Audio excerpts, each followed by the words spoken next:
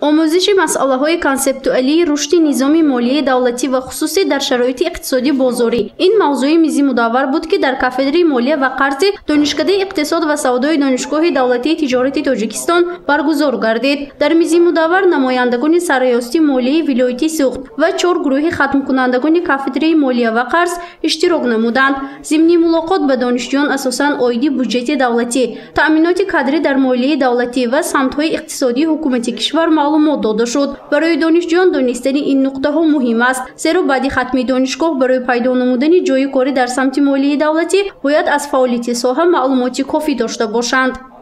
در سال 2022 در کدکس انداز جمهوری تاجیکستان در تحریر نو از جانب وزارت مالیه جمهوری تاجیکستان و دیگر مقامات ساختارهای داخلدار طبق دستور و سپارش‌های اساسگذار صلح و وحدت ملی پیشوای معظم ملت محترم امامزاده رحمان و این بعد گرفته شده.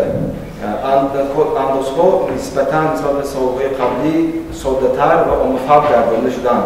یعنی انداز از درآمد شخصی حقوقی و انداز از درآمد شخصی واقعی یک جای کرده شده. برای عام‌فهم شدن انداز از درآمد نامیده شد.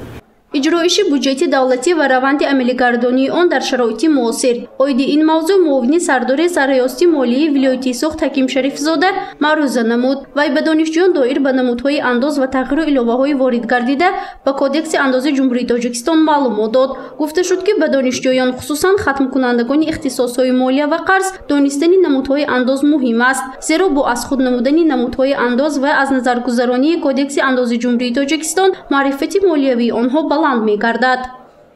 برای عام‌فهم شدن ساده‌تر شدن انداز از درآمد نامیده شد. بعد از این انداز از ارزش اضافه شده، انداز اکسیس، اندازها برای ذخیره‌های طبیعی، انداز اجتماعی، انداز از فروش، انداز از مال بود. تمام 7 نمود انداز کدکس انداز جمهوری تاجیکستان در تحلیل نو کدکس مال کننده 7 نمود انداز پیش بینی کرده شده است. 7 نمود انداز آموزش اینقدر دشوار اینقدر قیمه.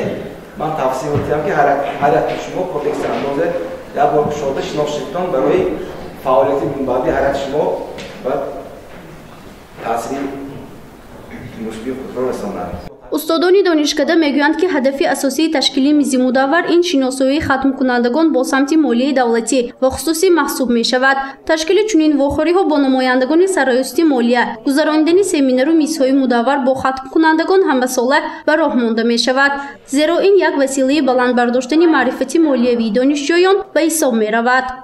اشتراکچیان تنها ختم کنندگان می باشند. برای چی؟ برای اینکه آنها مهلت های کم مانده است، یعنی که 7-8 ماه مانده است که آنها ختم میکنند. ما الکی می خواهیم که آنها در طول همین 7-8 ماه به خلاصه یک گویند که به کجا رفته فعالیت میبرند. برای همین ما هر یک تشکیلات های مؤسسه مالیوی که در همین ولایت سوخت است دعوت کردیم که تو که آنها همین معلومات های همین متخصصان رو گرفته، کانتاکت های آنها رو گرفته، با آنها علاقه زیچ پیدا کرده و همون جای کار حاضر شده کار رو یعنی دریافت نمایند.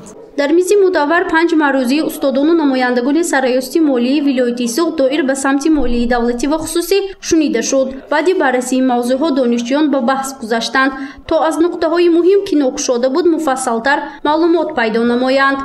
گزارش فرزانه شمسی و نسیم رحیموف برای برنامه اطلاعاتی خبر.